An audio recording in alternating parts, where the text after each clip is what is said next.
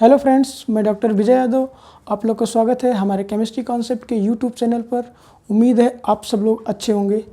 और हम लोग पिछली क्लास में जैसा कि हम लोग आप लोगों को 5 क्वेश्चन सॉल्व करने के लिए दे थे, तो आज हम उसका सॉल्व कराएंगे और उसका आंसर भी बताएंगे। वो वीडियो के लास्ट में बताएंगे और उसके बाद हम 5 क्वेश्चन आपको फिर से देंगे जो कि आपको सॉल्व करना है और उसका आंसर हमको कमेंट बॉक्स में कमेंट करना है।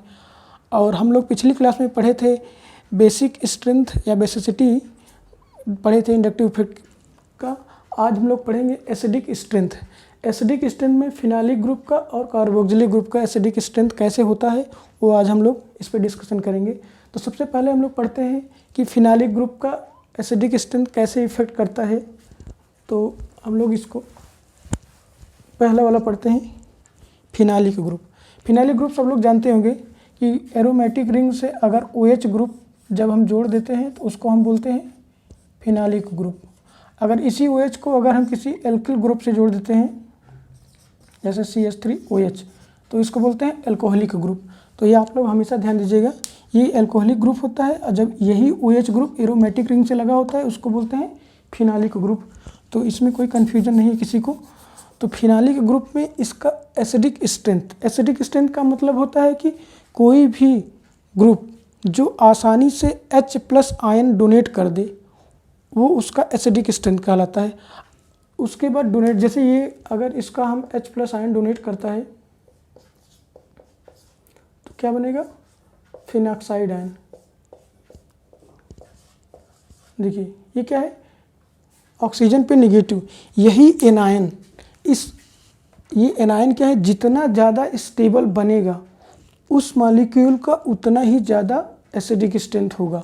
मतलब ये जैसे उसमें हम लोग पढ़ते थे कि अमोनियम या अमोनिया डेरिवेटिव को जब लोन पेयर डोनेट करने के बाद उस पर जो कैटायन, नाइट्रोजन पे जो कैटायन आ रहा था उसका बेसिक स्ट्रेंथ तब ज़्यादा होता था जब उसका कैटायन ज़्यादा स्टेबल होता है, यानी उसका मैग्नीट्यूड चार्ज जितना कम होता था स्टेबिलिटी उतनी ज़्यादा होती थी। हम लोग ये सब लोग पढ़े हैं, पहले भी कई वीडियो में हम लोग पढ़ चुके हैं कि मैग्नीट्यूड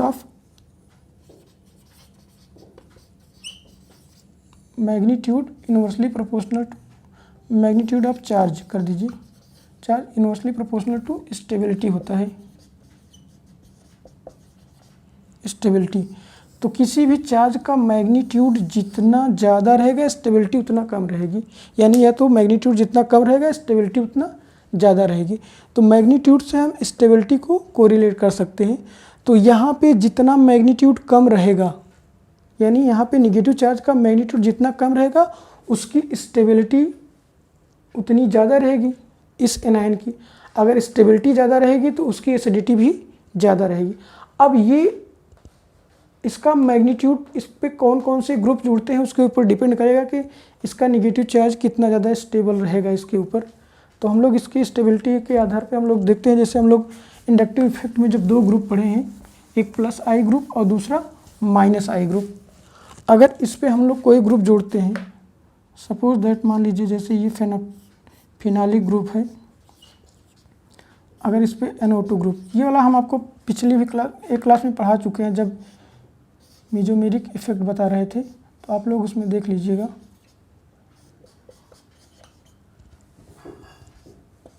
इसका एसिडिक स्ट्रेंथ मैंने उसमें बताया था। ठीक, देखिए जैसे यहाँ पे ये क्या है, ये -I group, strong -I group है, आप लोग को पता होगा। तो ये इसके एसिडिक स्ट्रेंथ पे क्या इफेक्ट डालता है। तो जैसे मान लीजिए हम इसकी बात करते हैं, एग्जांपल ले लेते हैं यहाँ पे आर्थो पे। अब देखिए होता क्या है ना कि ये एसिडिक स्ट्रेंथ जब H+ आयन निकलता है तो यहाँ निगेटिव बनेगा।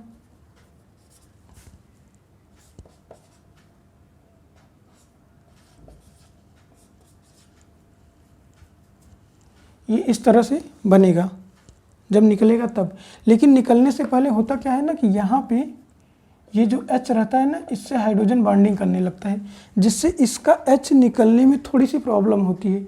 -I और -M के थ्रू क्या कर रहा है, इसको निकलने के बाद स्टेबलाइज करेगा, लेकिन ये हाइड्रोजन की बॉन्डिंग की वजह से क्या करेगा, इसके H को थोड़ा सा निकलने में दिक्कत पैदा करेगा। तो इसकी एसिडिटी थोड़ा सा घट जाती है किसकी अपेक्षा, पैरा की अपेक्षा, मेटा की अपेक्षा नहीं, पैरा की अपेक्षा। क्योंकि अगर देखिए जैसे यहाँ पे हम लोग पैरा की बात करते हैं, जैसे यहाँ पे एग्जांपल लेते हैं, ये पैरा है, अगर यहाँ पे H निकलता है ना तो क्या बनेगा, ये नेगेटिव। अब देखिए ये क्या करेगा, ये इधर आएगा, सॉरी ये इधर आएगा, ये इधर और ये इधर, इस तरह से यहाँ पे फिनॉक्साइड आयन जो होता है ना, यहाँ पे डीलोकलाइजेशन शो करता है, जिसकी वजह से इसकी स्टेबिलिटी बढ़ जाती है। यहाँ भी निकलेगा तो शो करेगा, लेकिन यहाँ पे -I और -M शो करेगा, लेकिन इसकी अपेक्षा यहाँ हाइड्रोजन बॉन्डिंग क्योंकि नहीं शो करेगा ना, इसमें हाइड्रोजन बॉन्डिंग शो करेगा, यहाँ पे पैरा में हाइड्रोजन बॉन्डिंग नहीं शो करेगा, जिसकी वजह से इसका H आसानी से निकलेगा। तो हम लोग जबकि सेकंड में हम लोग पढ़ते आए हैं कि यहाँ पे सिर्फ -I लगाएगा, -M यहाँ नहीं लगेगा, यहाँ -I -M ज़्यादा लगेगा, यहाँ -I कम लगेगा लेकिन -M ज़्यादा लगेगा दोनों, लेकिन -M ज़्यादा इफेक्टिव होगा। तो सबसे ज़्यादा थर्ड वाला एसिडिक होगा, फिर फर्स्ट वाला, फिर सेकेंड वाला। तो ये हम लोग पढ़ चुके हैं, तो इसलिए हम थोड़ा सा इसको बता देते हैं आप लोग को, इतना हम लोग पढ़ चुके हैं पहले ही। अब उसके बाद हम लोग चर्चा करते हैं कार्बोक्सिलिक ग्रुप की। अगर इसकी जगह -I जगह +I लगा देंगे तो एसिडिटी घट जाएगी। इसको हम पढ़ा चुके हैं, इसलिए इसके बारे में ज़्यादा डिस्कस नहीं, कि हम लोग सबसे पहले पढ़ते हैं कार्बोक्सिलिक ग्रुप का, क्योंकि उसके बारे में अभी हम नहीं बताए हैं। तो हम टाइम ना वेस्ट करते हुए सीधा कार्बोक्सिलिक ग्रुप पे आते हैं। कार्बोक्सिलिक ग्रुप में दो तरह होगा, जैसे कोई एक एलोफेटिक हो जाएगा, एलिफेटिक, और दूसरा हो जाएगा एरोमेटिक, जब कोई एरोमेटिक रिंग से जुड़ा रहे। ठीक, अब इस पर +I और -I क्या इफेक्ट डालता है, जैसे मान लीजिए CH3COOH है यहाँ पे,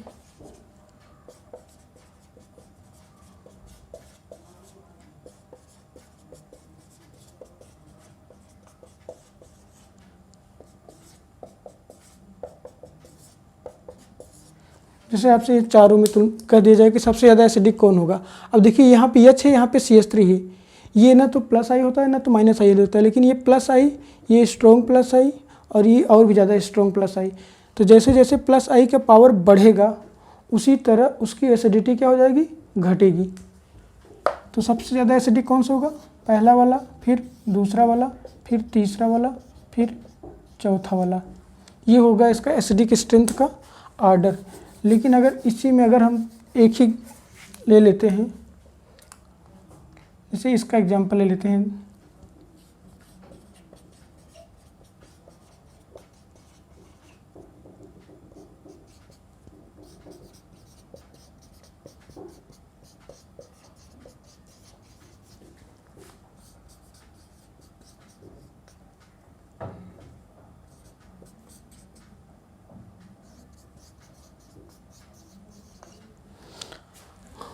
अब इन तीनों में कोई आपसे पूछे सबसे ज़्यादा एसिडिक कौन होगा। अब देखिए तीनों में अगर इसको हम अल्फ़ा, बीटा, गामा, यहाँ पे देखिए अल्फ़ा कार्बन पर फ्लोरीन लगा है, यहाँ पे बीटा कार्बन पर फ्लोरीन लगा है, और यहाँ पे गामा कार्बन पर फ्लोरीन लगा है।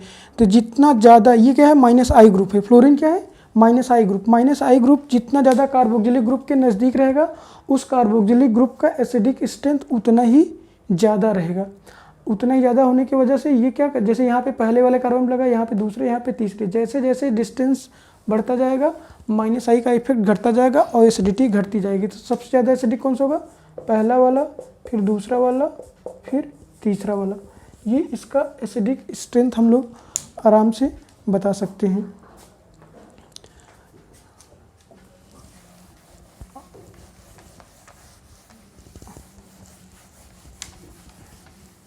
अब जैसे देखिए,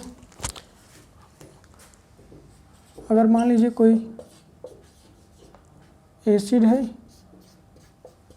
कोई पर एसिड है, इन दोनों का एसिडिक स्ट्रेंथ पूछे आपसे, तो मैं इसको बता चुका हूँ। आराम से आप कह सकते हैं कि पहला वाला ज़्यादा होगा दूसरे की तुलना में, क्योंकि अगर इसका जब H निकलेगा तो क्या बनेगा, कार्बोक्सिलेट आयन जबकि जब यहाँ पे H निकलेगा ना, और ये रिजोनेंस शो कर रहा है क्योंकि यहाँ पे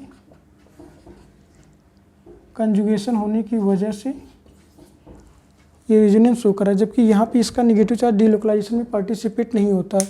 इसलिए ये क्या कर रहा है, पहला वाला ज़्यादा एसिडिक होगा क्योंकि ये इसका नेगेटिव चार्ज डीलोकलाइज करके रिजोनेंस शो कर रहा है, जबकि यहाँ पे ये डीलोकलाइज नहीं कर पा रहा है। तो ये क्या करेगा, कम एसिडिक होगा। इसलिए पहला वाला ज़्यादा एसिडिक होगा और दूसरा वाला कम एसिडिक होगा। तो आप आराम से इसकी एसिडिटी बता सकते हैं। इसी तरह हम लोग बेंजोइक एसिड में भी एसिडिटी बता सकते हैं।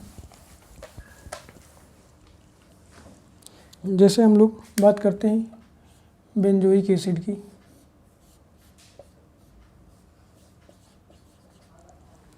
अगर इस पे आर्थो, पैरा, मेटा पे जो भी ग्रुप जोड़ेंगे उसी के हिसाब से इसकी एसिडिक स्ट्रेंथ बढ़ती घटती है। लेकिन हम लोग इसमें एक इफ़ेक्ट आता है जिसको बोलते हैं आर्थो इफ़ेक्ट।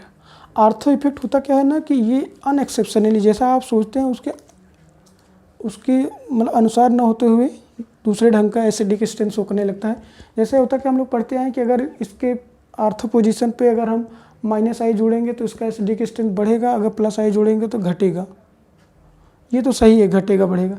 लेकिन अगर उसी की तुलना में करें, आर्थो की तुलना में, जैसे देखिए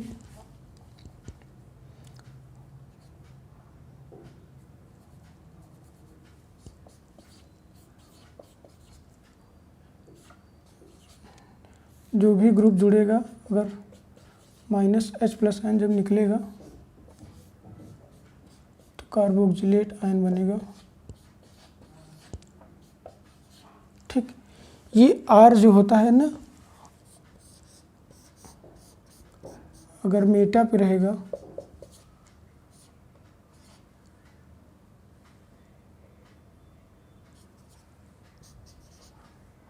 और या तो पैरा पे रहेगा,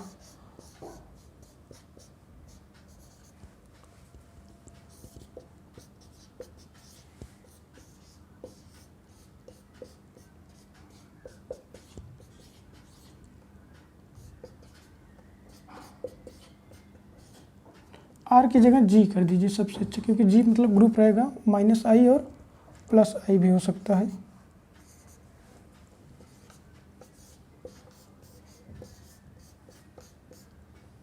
ये वाला बहुत ही इम्पोर्टेंट है, ये बहुत बार पूछता है। देखिए, जब भी यहाँ पे आर्थो, मेटा, पैरा, जब तीनों ग्रुप की हम बात करते हैं एक साथ ना, तो अगर एक ही ग्रुप, जैसे मान लीजिए यहाँ पे +I -I कुछ भी लगा देते हैं, जब एक ही ग्रुप तीनों पे लगा गया, यहाँ पे -I लगाते हैं तीनों पे ना, तो आर्थो वाला ना मेटा और पैरा की तुलना में ज़्यादा एसिडिक होता है। ऐसा इसलिए ये 3 इफेक्ट की वजह से होता है। एक होता है इंडक्टिव इफेक्ट होता है, इंडक्टिव इफेक्ट, और दूसरा होता है स्टीयरिक इफेक्ट। स्टीयरिक इफेक्ट हो सकता है, और तीसरा हो सकता है हाइड्रोजन बॉन्डिंग की वजह से। ये देखिए, तीनों ना एक ही जगह अप्लाई नहीं होता है, तीनों अलग अलग मॉलिक्यूल में अप्लाई होगा। कहीं कहीं इंडक्टिव इफेक्ट की वजह से पहला वाला ज़्यादा एसिडिक होगा दूसरे वाले की तुलना में, मतलब आर्थो वाला ज़्यादा होगा मेटा और पैरा की तुलना में। कहीं कहीं स्टीयरिक इफेक्ट की वजह से आर्थो वाला ज़्यादा एसिडिक होगा मेटा और पैरा की तुलना में, कहीं कहीं हाइड्रोजन बॉन्डिंग की वजह से। मतलब इन्हीं तीनों इफेक्ट की वजह से ये 3 फैक्टर है जो इसके आर्थो को पैरा और मेटा की तुलना में ज़्यादा एसिडिक करता है। इसी इफेक्ट को बोलते हैं आर्थो इफेक्ट। आर्थो इफेक्ट जब भी कभी भी कार्बोक्जिलिक मतलब बेंजोइक एसिड का एसिडिक स्ट्रेंथ अगर आता है, उसमें आर्थो और पैरा मेटा है, तो हमेशा आर्थो वाला ज़्यादा रहेगा एसिडिक मेटा और पैरा की तुलना में, चाहे वो -I ग्रुप रहे चाहे +I ग्रुप रहे।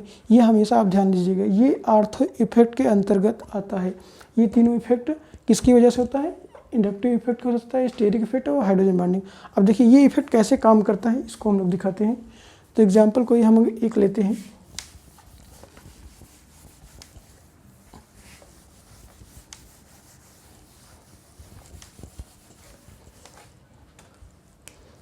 जैसे हम लोग देखते हैं, जैसे यहाँ पे देखिए ये OH, यहाँ पे ये NO2 है,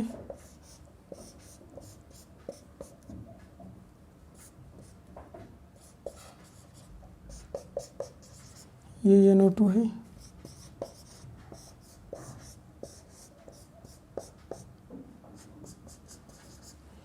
ये NO2 है।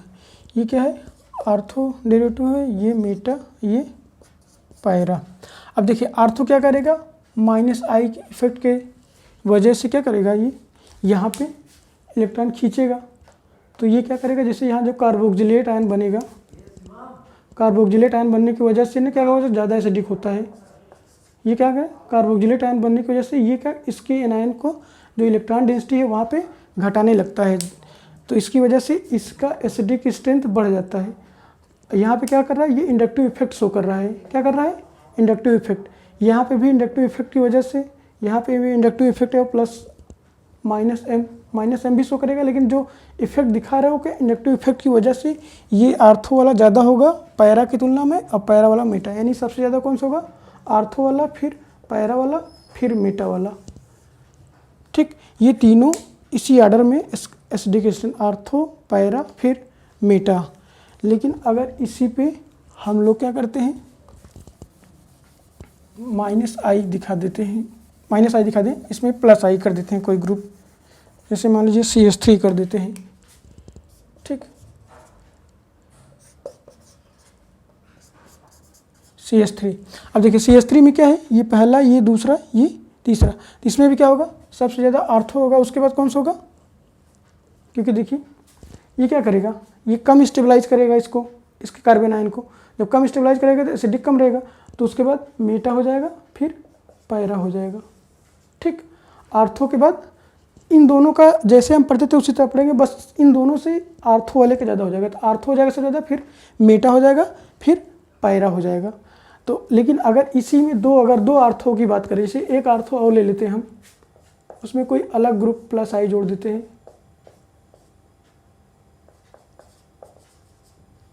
जैसे मान लीजिए हम टर्शियरी ब्यूटिल ग्रुप ले लेते हैं। ये क्या है, टर्शियरी ब्यूटिल ग्रुप। हम वहाँ बताए थे कि इंडक्टिव इफेक्ट और स्टीयरिक इफेक्ट। अब देखिए ये कम स्टीयरिक है, लेकिन ये ज़्यादा है। तो जितना ज़्यादा स्टीयरिक इफेक्ट होगा ना, उतना इस कार्बन आयन को जो निगेटिव चार्ज बनेगा उसको ज़्यादा स्टेबलाइज करेगा।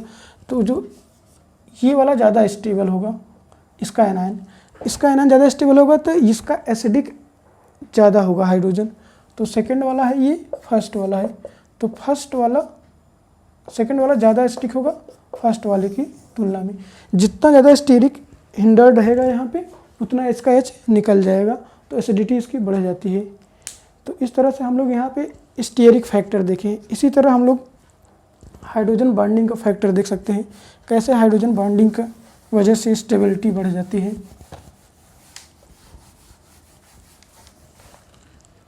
जैसे हम लोग देख सकते हैं, सैलिसिलिक एसिड पढ़ते हैं।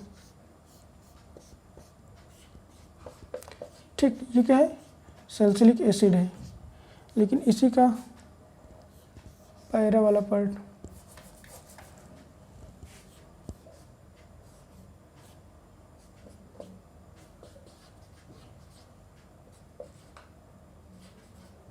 ये मेटा है,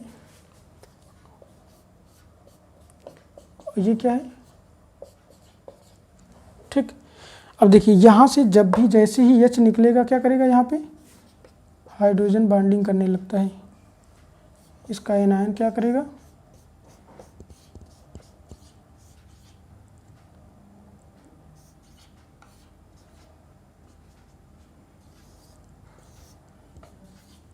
ठीक, यहाँ पे क्या कर रहा है, hydrogen bonding, intramolecular hydrogen bonding जिसको बोलते हैं,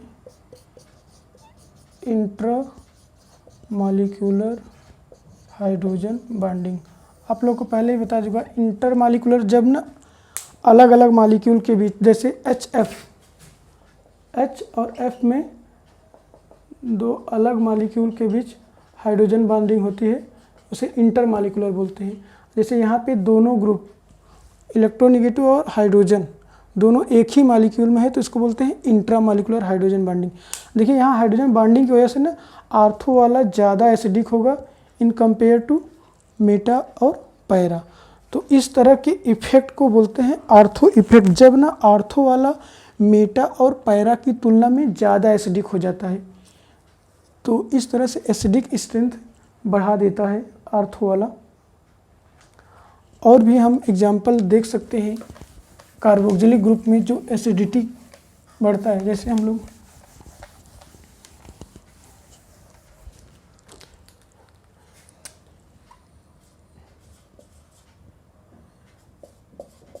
जैसे ऑक्जेलिक एसिड की बात करते हैं,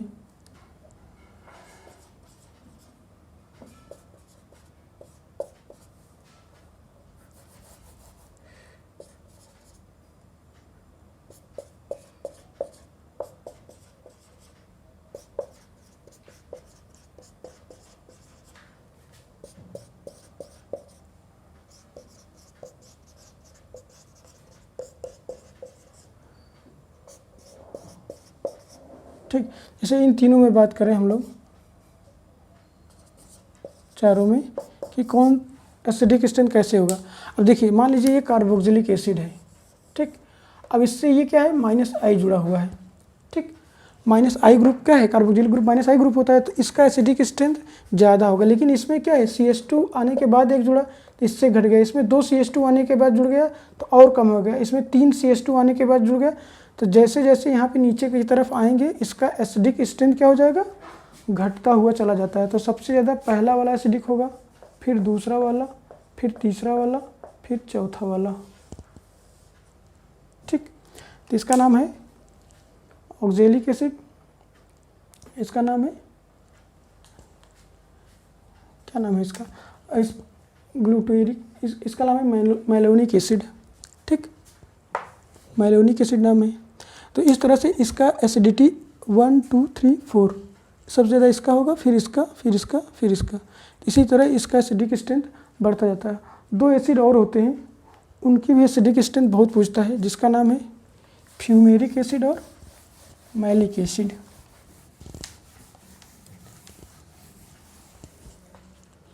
फ्यूमेरिक एसिड और मैलेइक एसिड होता है। फ्यूमेरिक एसिड और दूसरा होता है मैलिक एसिड, मैलेइक एसिड, ठीक। फ्यूमेरिक एसिड में होता क्या है,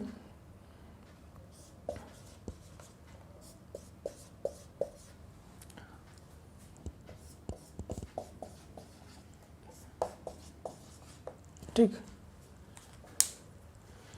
ये ट्रांस होता है और ये सिस, डाई कार्बोक्सिलिक एसिड दोनों होते हैं। दोनों का मॉलिक्यूलर फार्मूला सब कुछ सेम होता है, बस स्ट्रक्चरल जो होता है इसमें स्टीरियोकेमिस्ट्री इसमें डिफरेंस होता है। ये सिस, ये ट्रांस है, ये सिस है।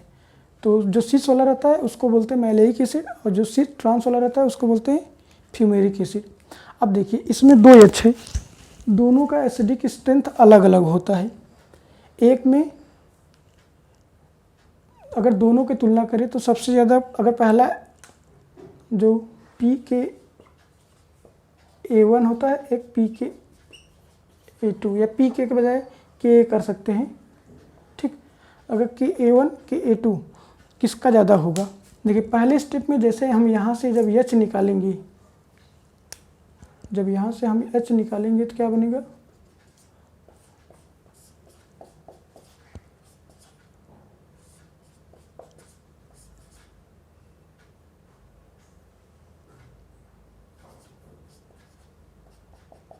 यहाँ पे हाइड्रोजन बॉन्डिंग करने लगता है, तो जिसकी वजह से ये जो स्टेबल एनायन बनता है, एनायन बनता क्या होता है, स्टेबल एनायन बनता है। ये स्टेबल एनायन पहला H आसानी से निकलने देता है, पहला H आसानी से निकलेगा, जिससे पहले H यानी Ka1 इसको बोलेंगे, क्या बोलेंगे, Ka1। इसकी एसिडिक स्ट्रेंथ पहले वाले H निकलने के बाद जो इसका जो एसिडिक स्ट्रेंथ होता है बहुत ज़्यादा होता है दूसरे वाले, क्योंकि ये वाला H हाइड्रोजन बॉन्डिंग की वजह से निकल नहीं पाएगा। तो दूसरा वाला जब निकलेगा ना तो ये बनता है, ये अनस्टेबल होता है, क्योंकि यहाँ पे कोई भी फैक्टर स्टेबलाइज नहीं कर रहा है इन दोनों को। तो दूसरा वाला जो Ka2 होता है ये आसानी से H नहीं निकलता है, तो ये वाला अनस्टेबल होने की वजह से ना यहाँ से यहाँ आने में प्रॉब्लम होगी, तो ये H नहीं निकलना चाहेगा। तो इसका एसिडिक स्ट्रेंथ यानी Ka1 का एसिडिक स्ट्रेंथ ज़्यादा होगा, इसकी वैल्यू ज़्यादा होगी। यहाँ पे Ka1 क्या होगी, ज़्यादा होगी Ka2 2 की तुलना में। ठीक, इसी तरह यहाँ भी निकलेगा,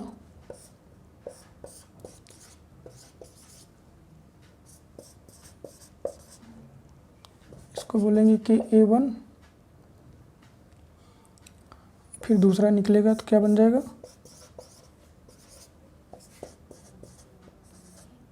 कि A2। अब देखिए अगर दोनों की तुलना करें तो इसका जो पहला वाला KA1 है इसके पहले वाले KN से ये वाला ज़्यादा एसिडिक होगा, ये वाला कम होगा। लेकिन दूसरे वाले की तुलना करें ना तो ये वाला ज़्यादा एसिडिक होगा, इसका दूसरा हाइड्रोजन आसानी से निकलेगा पहले वाले की तुलना के, लेकिन इसका पहला वाला इसके पहले वाले से कम एसिडिक होगा। यानी ये पहला वाला कम एसिडिक होगा इसके पहले वाले से, जबकि इसका दूसरा वाला ज़्यादा एसिडिक होगा इसके दूसरे वाले से। तो आप एसिडिक स्ट्रेंथ इसके हाइड्रोजन बॉन्डिंग से यहाँ हम आसानी से एक्सप्लेन कर सकते हैं। तो ये हमारा अभी तक था एसिडिक स्ट्रेंथ था। तो इसी तरह से इफेक्ट करता है, और भी एग्जाम्पल हम आपको लेके दिखा देते हैं।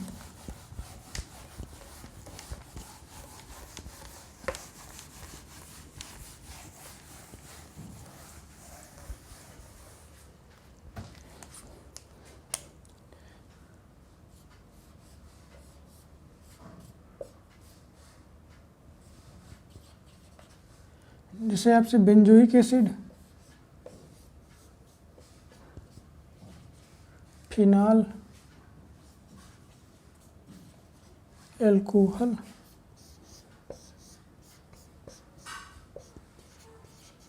SO3H, इन चारों में पूछे एसिडिक स्ट्रेंथ करना हुआ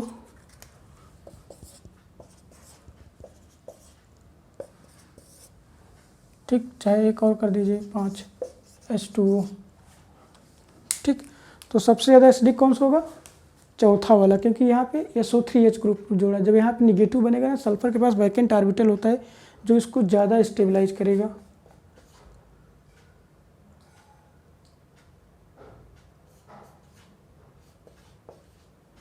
देखिए ये बनेगा,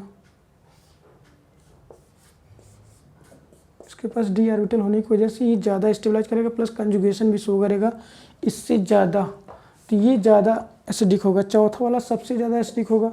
फिर पहला वाला होगा बेंजोइक एसिड, उसके बाद दूसरा वाला फिनाल होगा, फिर तीसरा वाला, फिर कौन सा होगा? तीसरा वाला सबसे कम, पांचवा वाला एसिडिक होगा H2O। ठीक, तो इस तरह से ऑर्डर हम लोग कर सकते हैं।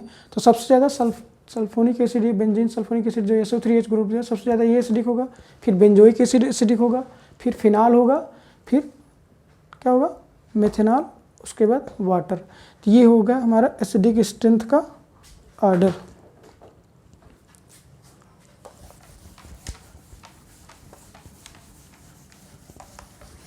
इसी तरह हम और भी कर सकते हैं। जैसे आपसे हम पूछें, जैसे यहाँ पर देखिए, यहाँ पे अगर OMe लगा देते हैं,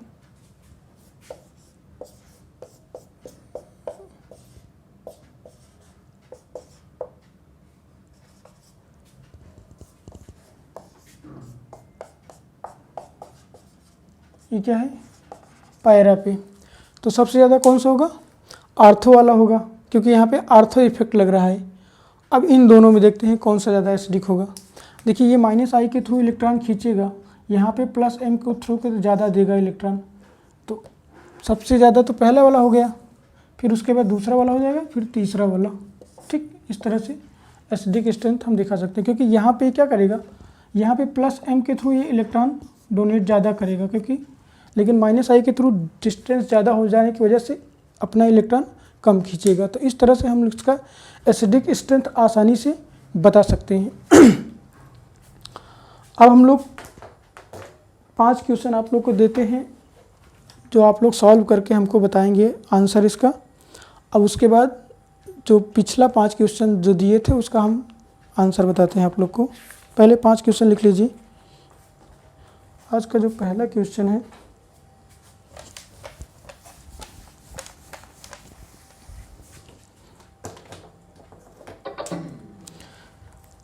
वो पहला क्वेश्चन है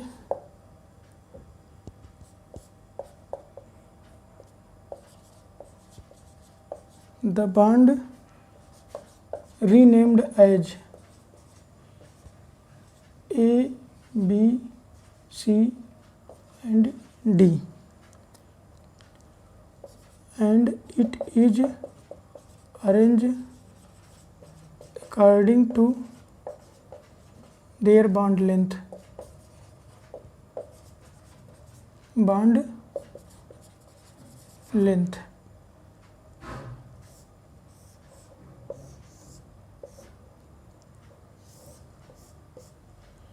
इसमें देखिए अलग कलर से मैं शो कर देता हूँ आप लोग को।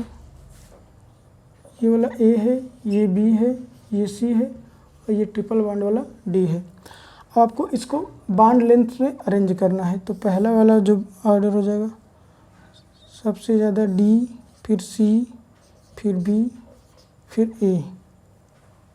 ठीक, ए वाला ऑप्शन है। बी वाला ऑप्शन है ए, डी, सी, बी। सी वाला ऑप्शन है ए, सी, बी, डी। उसके बाद डी वाला ऑप्शन है सी, बी, ए, डी। ये 4 ऑप्शन है आपके पास। इसकी बॉन्ड लेंथ के हिसाब से इसको अरेंज करना है कि इस बॉन्ड का और इस चारों बॉन्ड की बॉन्ड लेंथ सबसे ज़्यादा किसकी होगी, तो उसको सबसे पहले लिखना है, फिर दूसरा, फिर तीसरा, फिर चौथा। इस तरह से हम अरेंज कर सकते हैं। इसी तरह क्वेश्चन नंबर 2 लिखिए।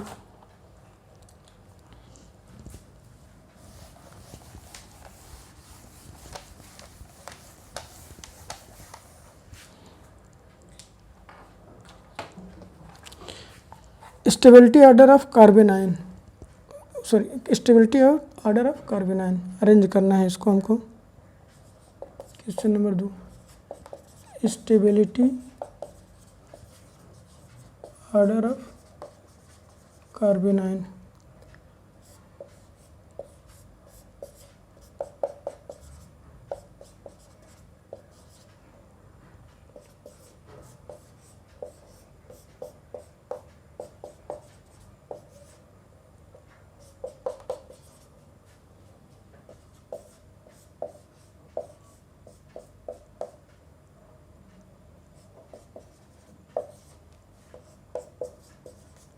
ठीक, ये 3 है। इसमें ए वाला ऑप्शन है पहला, दूसरा, तीसरा। बी वाला ऑप्शन है तीसरा, पहला, दूसरा। सी वाला ऑप्शन है पहला, तीसरा, दूसरा। और डी वाला ऑप्शन है तीसरा, दूसरा, पहला। ठीक। क्वेश्चन नंबर 3 है, which of the following plus M and minus I group, which of the following plus m and minus i group। पहला है CHO, दूसरा है NO2, तीसरा है क्लोरीन, चौथा है CH3। ये 4 दिया है आपको। इनमें से चारों को बताना है कि कौन प्लस आई और माइनस आई, प्लस एम और माइनस आई दोनों है। एक CHO है, NO2, Cl और CH3। तो इस तरह हमको चारों को अरेंज करना है।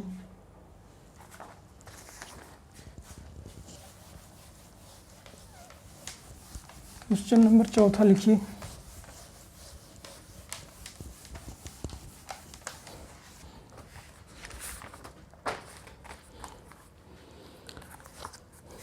क्वेश्चन नंबर 4 में एक स्ट्रक्चर दिया है जिसको मैं बना दे रहा हूँ। आप लोग को बताना है इसमें सबसे ज़्यादा बेसिक कौन सा होगा।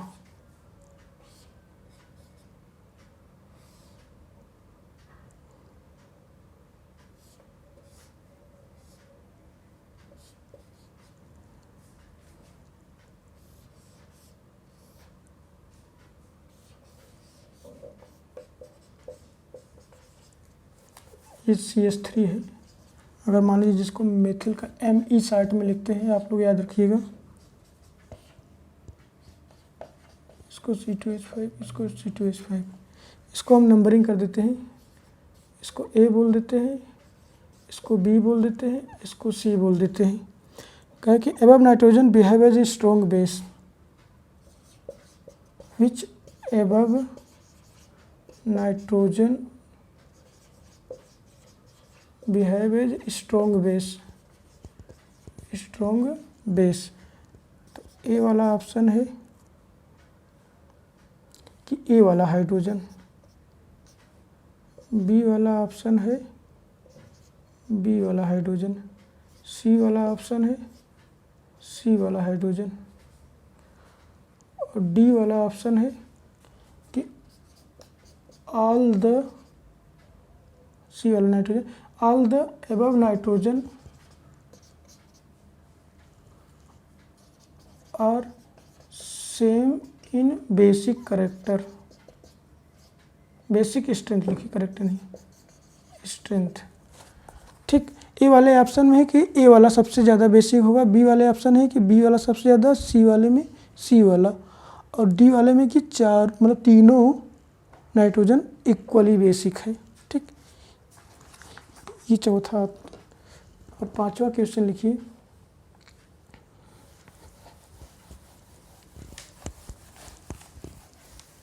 पांचवा क्वेश्चन थोड़ा सा टेढ़ा है, लेकिन आप लोग कोशिश करिएगा करने के लिए।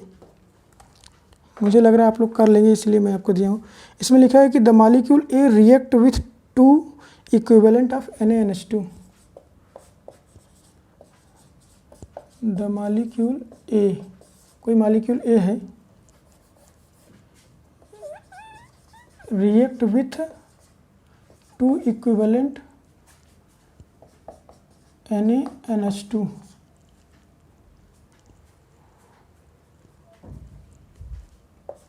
to give product। जो ए है वो ये है,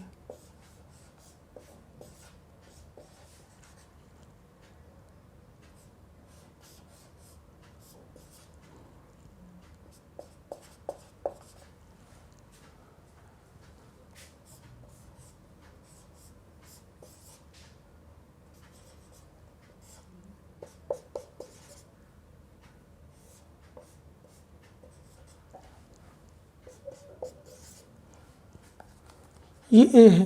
ए को क्या करते हैं, 2 इक्विवेलेंट NaNH2 से 2 मोल NaNH2 देते हैं, तो क्या बनेगा प्रोडक्ट।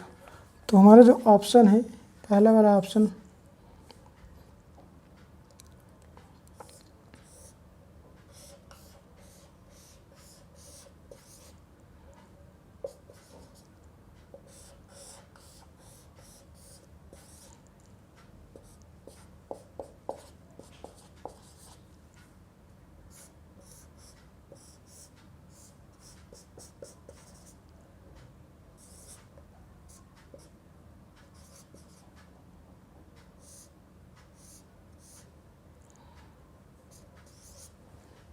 पहला वाला ऑप्शन ये बना। दूसरा वाला ऑप्शन देखिए क्या बनता है।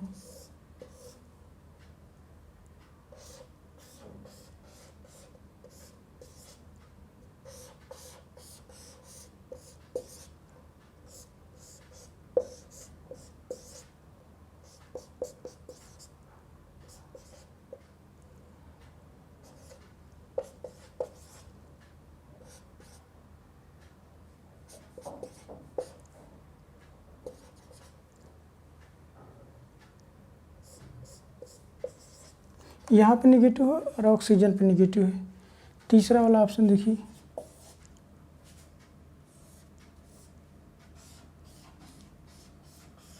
थोड़ा स्ट्रक्चर ज़्यादा बड़ा है, इस वजह से थोड़ा सा दिक्कत आप लोग को भी हो रही होगी।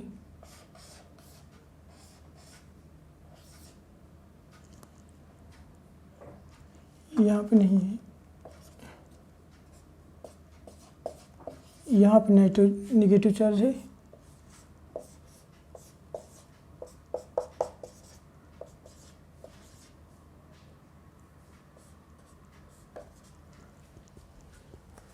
ये तीसरा वाला ऑप्शन है। और चौथा वाला ऑप्शन देखिए,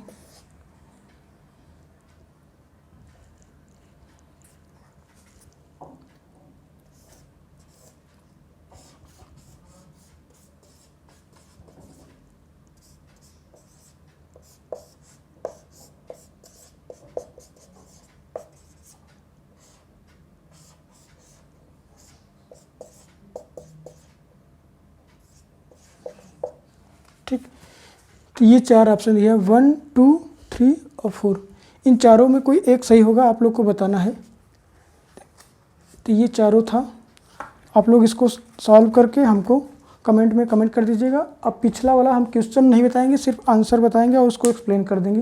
क्वेश्चन मैं पढ़ देता हूँ क्योंकि आप लोगों के पास क्वेश्चन लिखा होगा, क्योंकि मैं बताया था आप लोग को एक नोटबुक बना लीजिएगा जिससे आप आसानी से उसको दोबारा रिवाइज कर सकें। तो हम लोग पहला वाला क्वेश्चन पढ़ते हैं। उसमें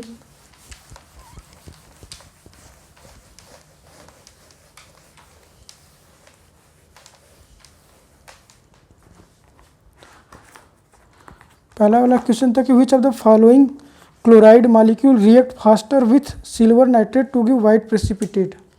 ठीक, तो ऑप्शन दिया था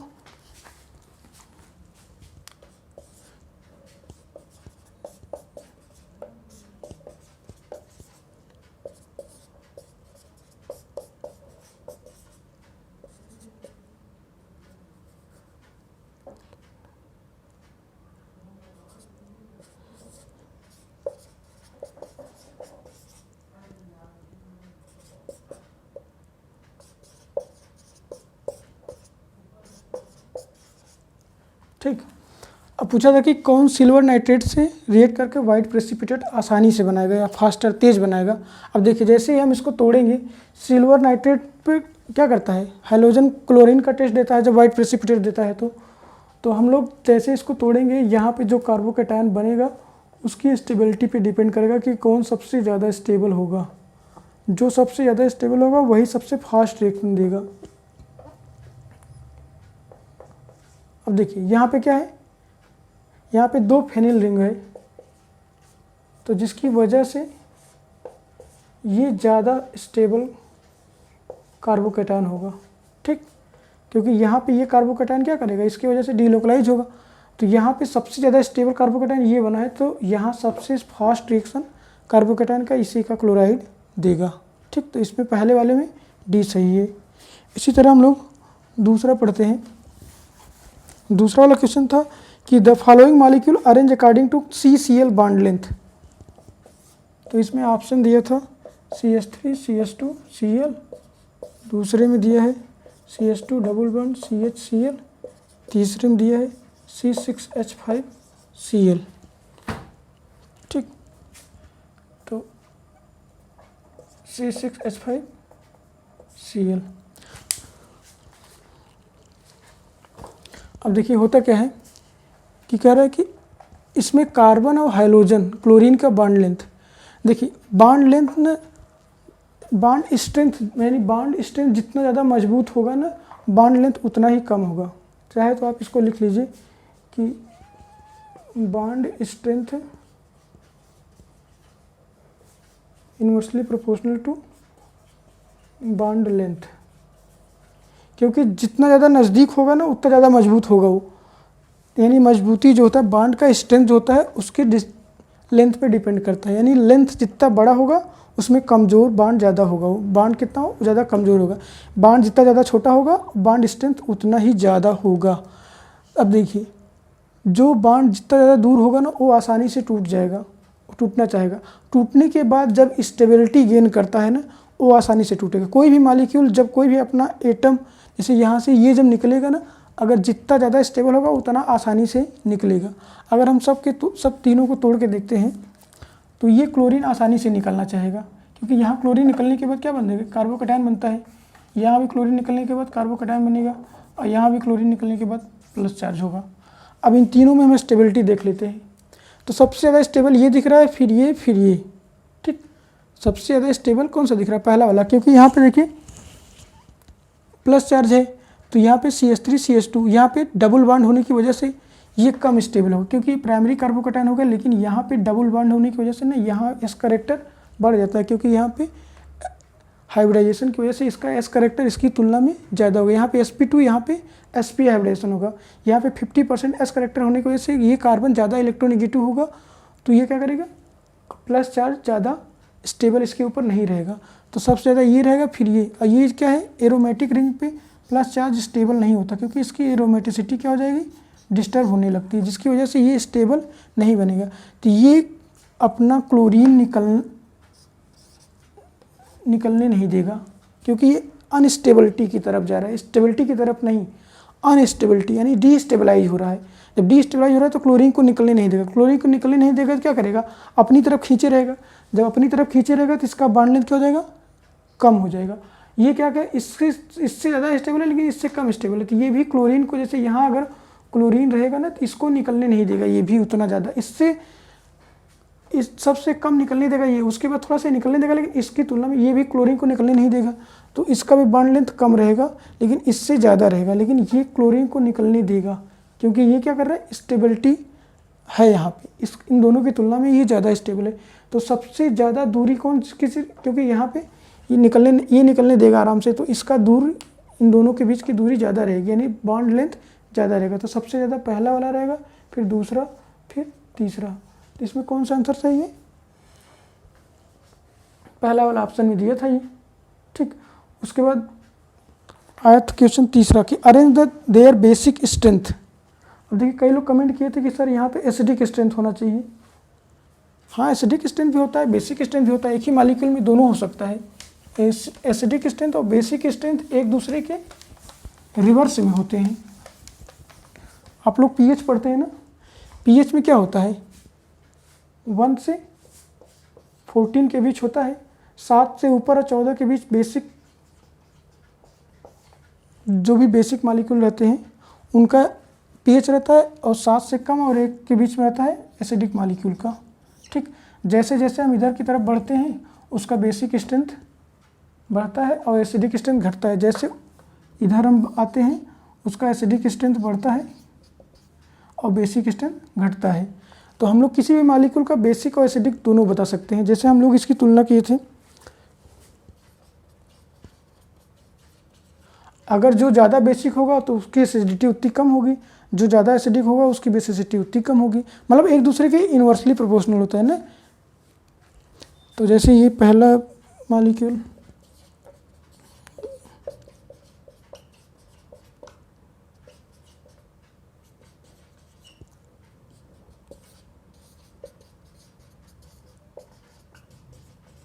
अब पूछा जाए इसमें, अब एसिडिक देख लेते हैं पहले। सबसे ज़्यादा एसिडिक कौन सा होगा, ये वाला, फिर ये, सेकंड वाला सबसे कम एसिडिक होगा। तो सबसे ज़्यादा बेसिक कौन सा होगा, सेकंड वाला।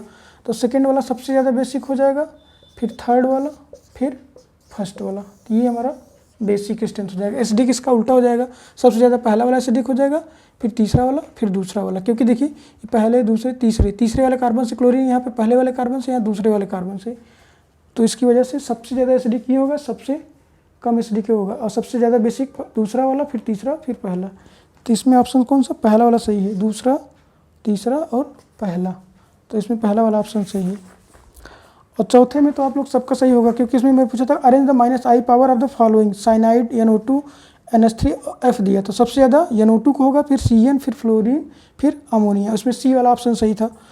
और पाँचवें वाले में बेसिसिटी बताया गया था। बेसिसिटी एकदम बहुत ही आसान है, ये आप लोग को बताया भी गया था।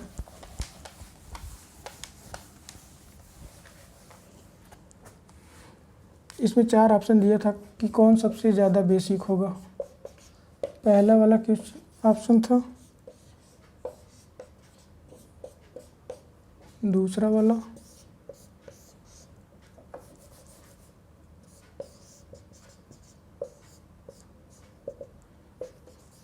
चौथा वाला एनिलीन था।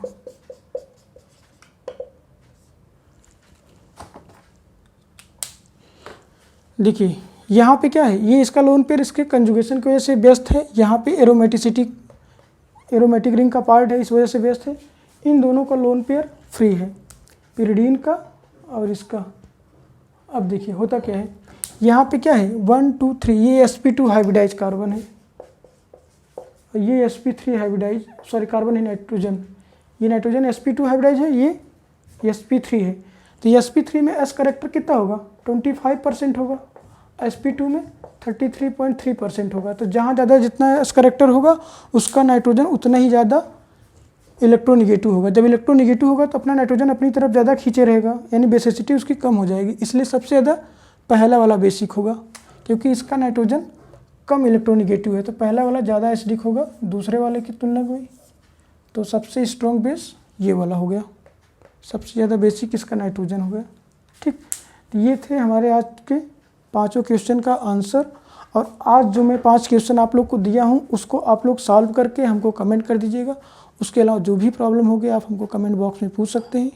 आज के लिए इतना ही। Okay, thank you.